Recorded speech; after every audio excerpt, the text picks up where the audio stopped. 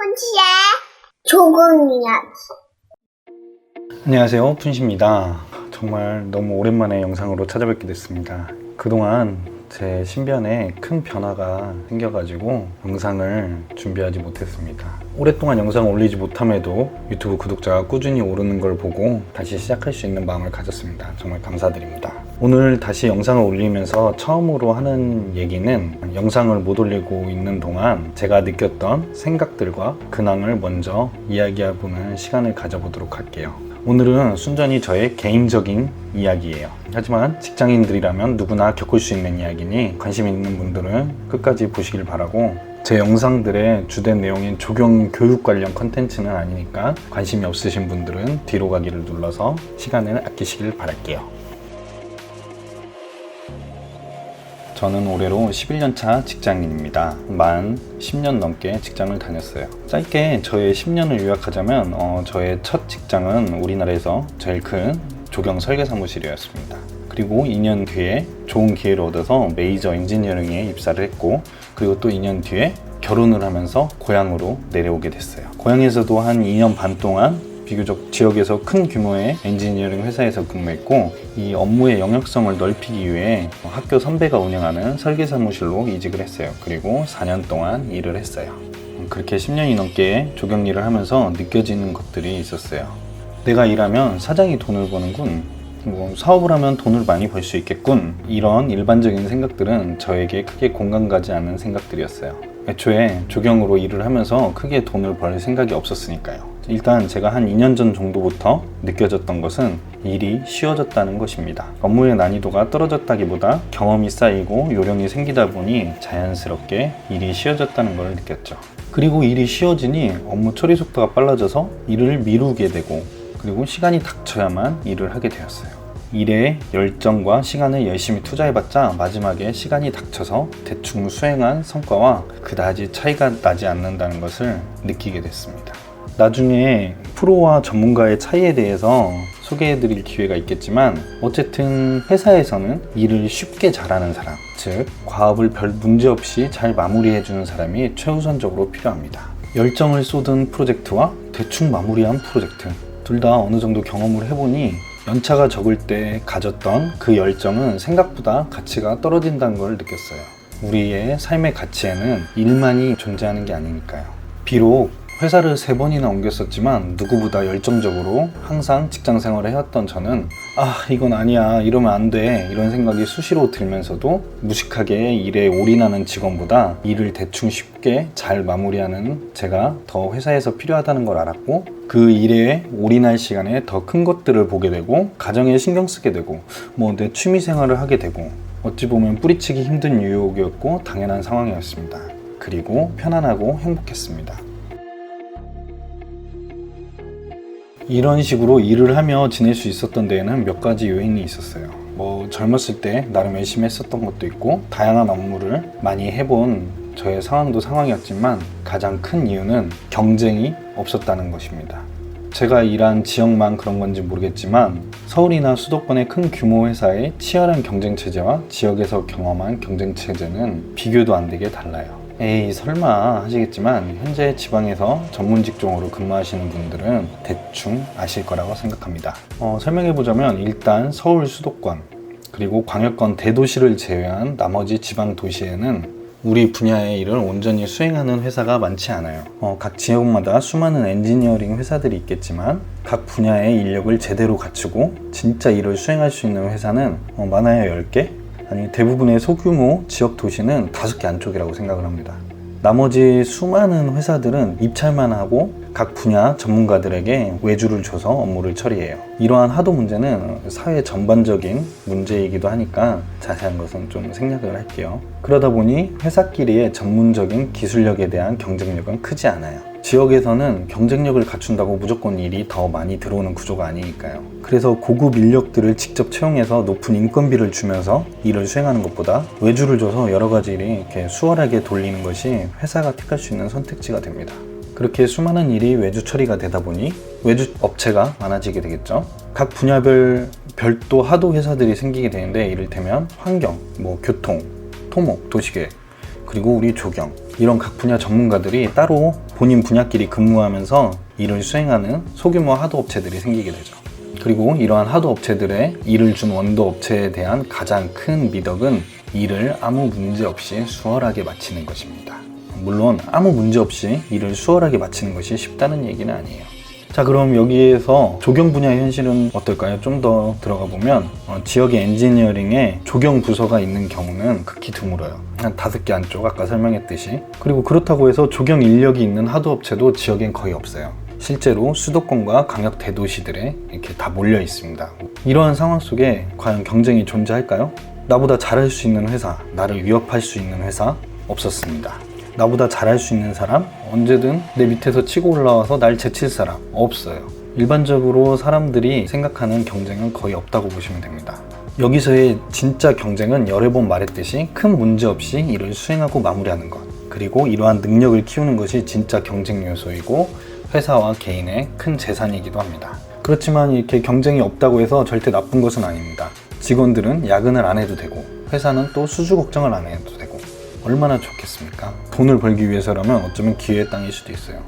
하지만 물론 어느 곳에나 특별한 존재가 있듯이 이러한 상황과 여건 속에서도 스스로 노력해서 기술력을 높이려는 회사와 사람들도 있어요. 그리고 그들은 이러한 노력을 안 하는 일반적인 회사와 사람을 무시하기도 합니다. 하지만 생각해봐요.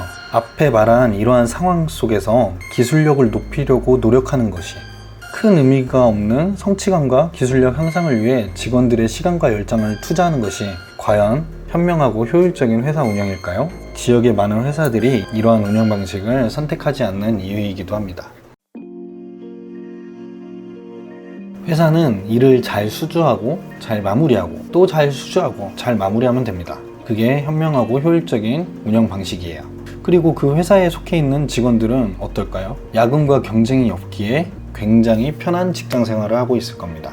회사에서 적절한 보상과 배려만 있다면 이렇게 좋은 근무 환경이 없어요. 더군다나 지역에 살면 생활비도 적게 들고 집값도 싸고, 실제로 제가 근무했던 지역회사 2곳의 직원들도 대부분 만족해하면서 근무하고 있었어요. 그리고 저 또한 다르지 않았습니다. 가족을 최우선으로 생각해 고향으로 내려갔고, 그렇게 하고 싶던 대학원도 수료했고, 이렇게 일을 쉽고 편하게 하면서 시간적 여유와 경제적 여유를 갖추며 살아가는 데 너무나 큰 만족감을 가지고 6년을 살아왔습니다. 하지만 어느 순간부터 분명하게 느껴지는 것이 있었어요. 바로 전문가로서의 자부심이 점점 사라져가고 있다는 것이었죠.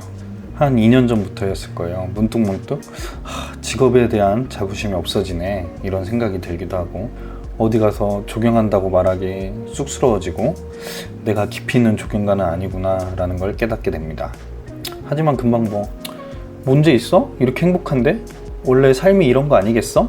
라면서 또 현실에 안주하고, 이러한 생각들이 반복적으로 찾아오고 그 주기는 점점 잦아졌던 것 같아요. 그때쯤 푼시의 조경 이야기를 시작했어요. 푼시의 조경 이야기를 시작했던 이유도 이러한 잃어버린 자부심을 찾을 수 있지 않을까라는 생각도 있었습니다. 하지만 이런 마음가짐으로 준비하다 보니까 준비했던 것만큼 진행하지도 못하고 자부심을 찾는데도 큰 효과를 못 거두게 됩니다. 그리고 그렇게 2년이라는 시간을 보내고 자부심이 없는 편안한 직업이 지속되며 저에게는 일을 시작한 뒤 처음으로 느껴진 하나의 감정이 다가오게 됐어요. 일은 쉬워졌고 경쟁은 없고 자부심도 없고 경제적으로도 풍요로워지고 가족들은 행복하고, 이 모든 상황들이 주는 최종 상태는 바로 나태함이었습니다. 저는 많이 나태해졌어요. 회사는 맨날 늦게 일어나서 지각하고, 일하는 시간보다 인터넷 하는 시간이 길어지고, 퇴근하고 유튜브 한다고 말하고 정작 잘 하지는 못하고, 그 핑계로 가정에는 더 소홀하고, 이게 나태함의 결과들이었습니다. 그리고 얼마 지나지 않아서 새로운 감정이 공존하게 됩니다. 편안하고 행복하여 나태해진 현재의 상태가 언제 깨질지 모른다는 두려움. 조금 예를 들면 무엇이든 급변하는 지금의 시대에 언젠가 갑자기 관에서 나오는 조경일이 없어질 수도 있지 않을까? 아파트를 더 이상 짓지 않게 될 수도 있지 않을까? 아예 조경 업역이 없어질지도 몰라. 그렇게 현재의 일상과 행복이 깨지면 난 살아남을 수 있을까? 그리고 무엇보다 큰 꿈을 가지고 푼시의 조경 얘기 시작했는데 이 상태로 정말 괜찮을까? 나태해지고 준비되어 있지 않은 전 위기의식이 찾아오게 됩니다. 이 나태함으로부터 시작된 위기의식은 저에게 큰 고민을 안겨주게 되죠. 그리고 저는 변화를 모색하게 됩니다. 저의 삶의 가치에 대한 우선순위와 밸런스를 맞춰보기도 하고 내가 조경을 직업으로 삼으면서 어떠한 방향성을 가지고 가야 되는지 고민했습니다. 참 많은 생각을 했었어요. 그러던 중 하나 깨달은 건 나태해진 저는 또 한편으로는 꽤 지쳐있다는 점이었어요. 10년간 쉬지 않고 달려와서 지칠만도 했다 생각합니다. 이러한 상황에서는 지친 몸과 마음을 치유하지 못하고 변화를 모색할 수도 없다고 판단해서 여러 우여곡절 끝에 그 4년간 편하게 다녔던 회사를 그만두게 됩니다. 퇴사 사유로 자부심이 떨어졌네 이런 이유를 말하니까 대표님과 여러 임원들은 참 철이 없다는 말을 해줬어요. 두 아이의 아빠이고 나이가 40 다 돼가는데 일하는데 자부심이 없어서 퇴사를 한다니까 그런 말을 한 거죠. 저도 동의하는 내용입니다. 그리고 나서 어쨌든 퇴사를 하고 나서 어느 정도 휴식을 취하며 고민한 결과 여러 생각들을 정리하게 되었어요. 일단 우리는 전문직입니다. 그리고 직장인이죠. 전문직은 어쩔 수 없이 끊임없이 노력해야 하는 직업이라고 생각해요. 그 노력의 방향은 다를 수 있겠지만 어떤 방향으로든 노력한 전문직과 노력하지 않은 직장인은 현재는 물론 미래에 분명히 차이가 날 것이라고 생각합니다. 우리 전문직의 미래, 조경이 직업인 사람의 미래, 요즘 이런 말이 있죠. 포스트 코로나 시대, 4차 산업혁명 등의 시대적 상황은 우리의 미래를 정말 예측할 수 없게 만들고 있어요. 제가 처음 일을 시작했을 때의 조경 상황과 지금도 엄청 바뀌었어요. 근데 앞으로는 더 빠르고 크게 변화할 게 분명해요. 정말 아까 얘기했듯이 우리 조경 분야가 없어질 수도 있는 거예요. 그래서 우리는 뭘 어떻게 준비해야 되는지도 모르죠. 하지만 분명한 건 순수한 노력과 열정은 우리를 배신하지 않고 어떤 식으로라도 우리에게 방향 설정과 답으로 보답해 줄 거라고 믿어요. 적어도 나태해져서 안일하게 편안함만 누리고 있는 것보단 노력과 열정으로 개척하고 도전하고 그리고 일에서 보람을 느끼면서 성장하는 것들이 무엇을 준비해야 하는지 모르는 현 시대의 직장인, 그리고 제가 현 상황에서 가져야 될 마음가짐이라고 결론을 내렸어요.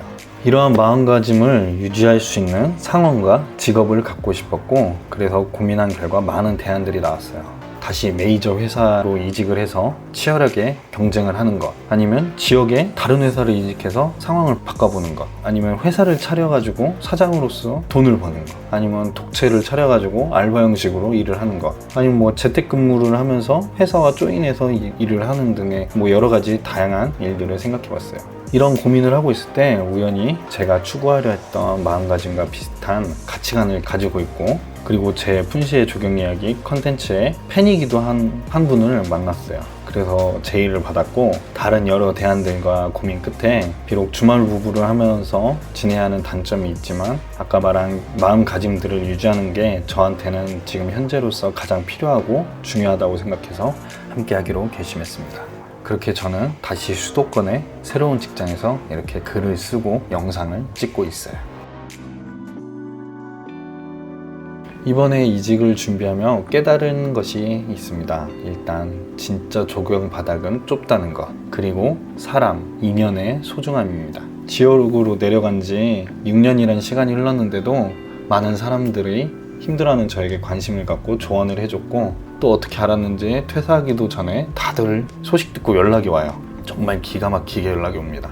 그리고 막 이렇게 여러 회사를 알아보면서 저에 대해 막 이렇게 알아볼 거 아니에요, 회사들에서. 그러면 다 한 달이 거쳐서 저에 대해 다 알고 있습니다. 정말 조경바닥 한 달이 거치면 다 안다는 것을 이번에 새삼 실감했죠. 마지막으로 이런 복잡하고 혼란스러운 저의 상황 때문에 시달렸을 많은 사람들에게 감사를 올립니다. 저의 철없는 선택에도 진심으로 응원해준 전 직장의 대표님과 직원분들 정말 감사했습니다. 그리고 안양까지 제가 올라가서 상담을 요청했는데 한 3시간 동안 저에게 상담을 해줬던 멋진 두 대표님들, 그리고 이직을 준비할 초기부터 관심 가지고 신경 써줘서 지금 현재의 저의 선택을 이끌어준 땡땡땡 차장님, 또 많은 대안으로 고민되고 선택지가 될 뻔했던 한 회사의 부사장님과 또 다른 회사의 땡땡땡 사모님, 함께하지 못해서 정말 죄송하고 좋게 봐주셔서 정말 감사했습니다.